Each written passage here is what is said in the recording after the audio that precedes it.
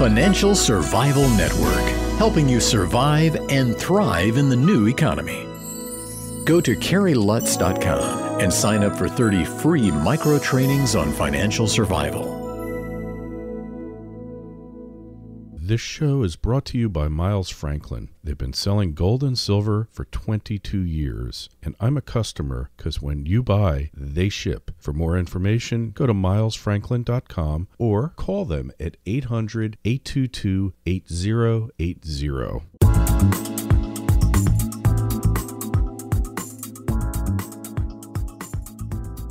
1490 WGCH. This is Carrie Lutz. You're listening to the Financial Survival Network. And, you know, we've been watching these markets for years. There's no doubt that virtually every major market in the world is rigged, but especially gold and silver, which is why Ed Steer of Casey Research, Gold and Silver Daily, is here to talk about when manipulation fails. Ed, welcome back to the Financial Survival Network. Always a pleasure to be on your show. And we are so happy to have you because we know how hard you work on your newsletter, getting it out. And you and the folks at GATA have been fighting this fight for years to prove governmental intervention and outright rigging of the metals markets. Give us an update of what you think you've accomplished to date. Well, basically, it's gone from an obscure unknown by just about anybody in the financial press to being virtually mainstream now, whether it be GATA and gold, and we've been banging away at this thing for 12 years now, or Ted Butler and silver. And now it's become blatantly obvious, and like we spoke off air just before this interview started, is that the government is interfering in every market, and I don't care who sees it, because they just have to keep this apple cart up and going around the track, because the alternative is what I call a global meltdown, and it could happen at any time, and sooner or later it will, regardless of what they do. Yeah, there's really no way to stop it, no way to put the toothpaste back in the tube, and it's good at least that you get to hang up your tinfoil hat and now be a respected commentator on this situation, because for too many years, you, Bill Murphy, Ted Butler, Chris Powell have been marginalized as nut jobs.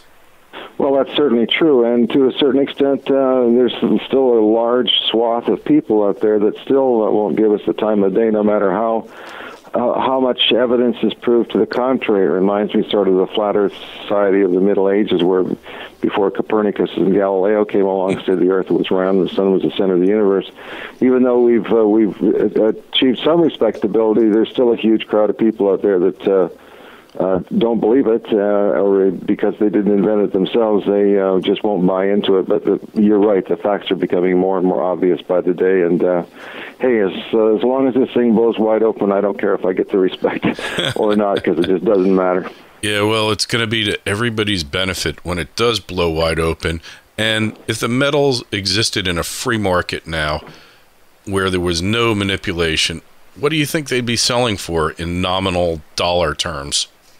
Well, that's a very good question for which I have no answer, and the reason is that neither silver nor gold, there has never been a free market for the metals in all of recorded history, and because they're no longer a monetary metal and they've been suppressed for so long by the powers that be, there's absolutely no way of knowing, based on supply and demand fundamentals plus investment fundamentals, to know what the true market price is. And the only way that we're going to find out is if this price suppression scheme comes to an end. And I would say pretty quickly that we'll find out that I wouldn't surprise me to see gold in the low 5 digits, or the very high 4-digit number, and silver certainly well into 3 digits, because the silver-gold ratio, which is, 16 to 1, has been nowhere near that for decades, if not longer. And once a free market reasserts itself, it's impossible to sell, but I can tell you, if you aren't on that boat the day the manipulation ends, you're going to be looking at it from the outside in.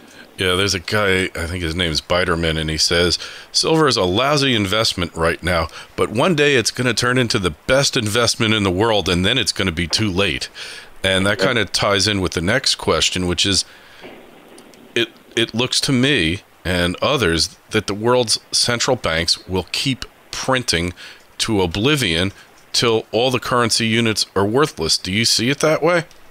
Well, that's the only option they have left now. It's either print or die. They've dug themselves into this financial hole ever since the end of the gold standard in 1971. And as I said in my commentary this morning, I said we've been living on this paper fiat currency system for the last 41 years. And it's certainly getting very, very long in the tooth. And one of these days it's going to come to an end because there's no paper currency that survived the test of time. They've always ended one way, into massive hyperinflation. And that's where we're heading right now. And the central banks know they know perfectly well what the results of what they're doing are.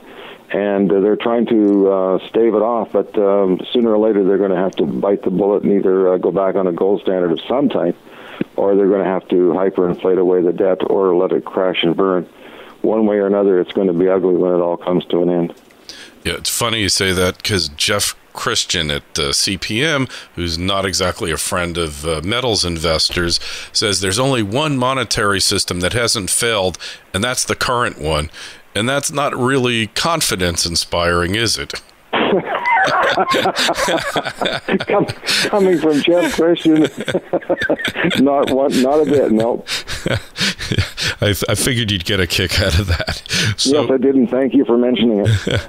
So if you're Joe Sixpack, because let's face it, most of the world is Joe Sixpack, and not that I look down on them, but they've kind of been sheltered, and they're the ones they're hiding the truth from.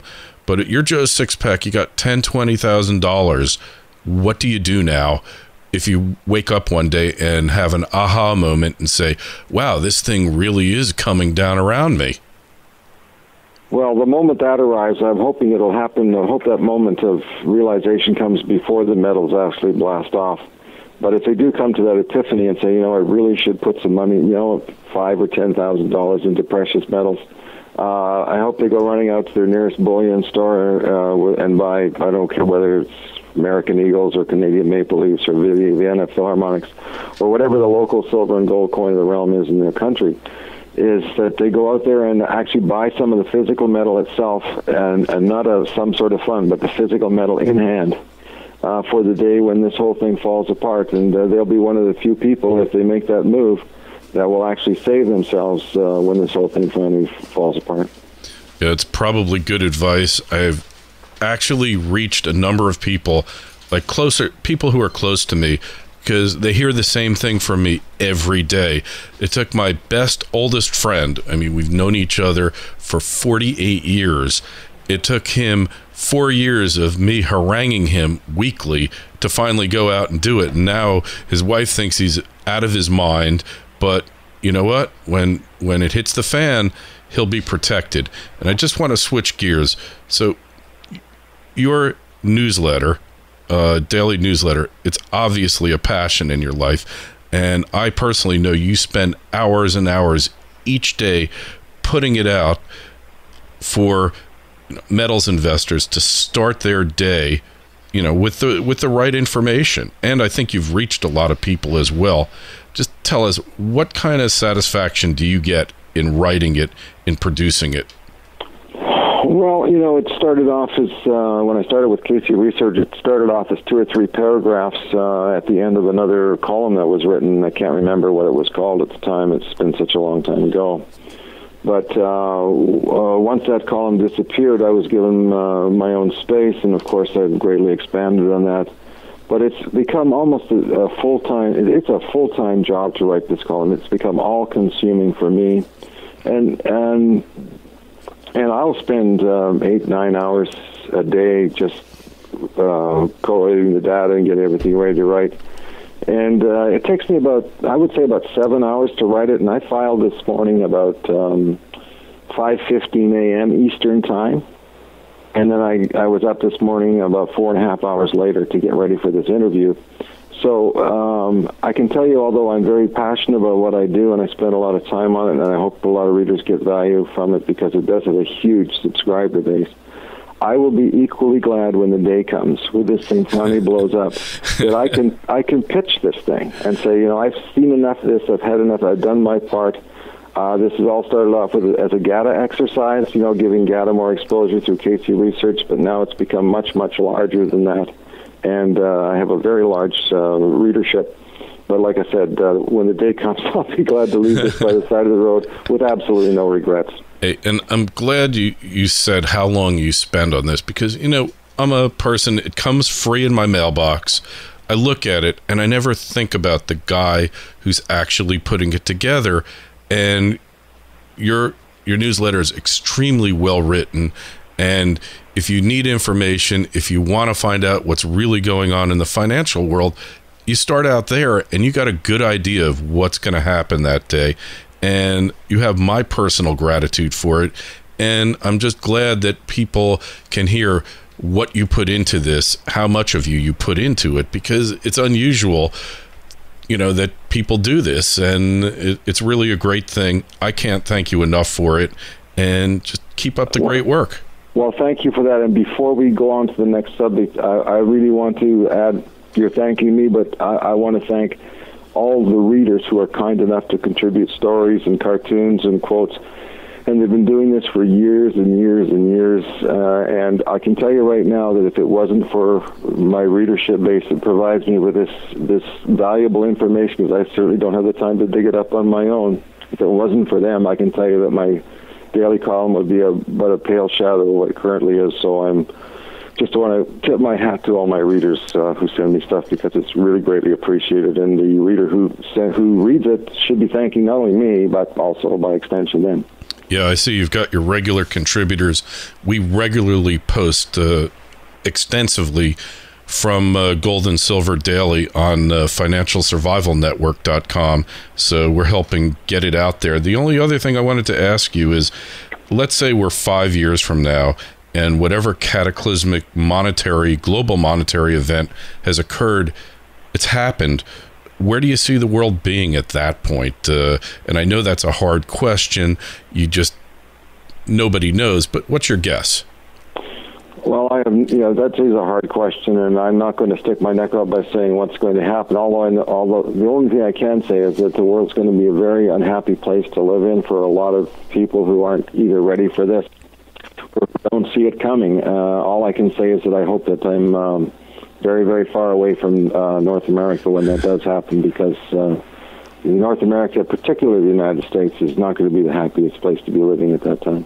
Yeah, I imagine you're right, but being forewarned is forearmed, and hopefully you'll take advantage of it and you go out and buy the metals so you're ready for it. Ed, hey, thank you so much for being on. We've got a link to Casey Research on the site, and if people want to subscribe, where do they go to? They can go to caseyresearch.com, or they can just Google my name, which is Ed Steer, and it's spelled Steer. Just Google my name, and the link to the webpage will come right up, and they can go click on that and go right there. And they can stick their email address in the top right-hand corner. It'll come to their inbox free every day. All right. Hey, Ed, it's been a pleasure. And again, thank you so much. Thanks for being on the Financial Survival Network, and thanks for the work you do. And thanks for having me on. Pleasure.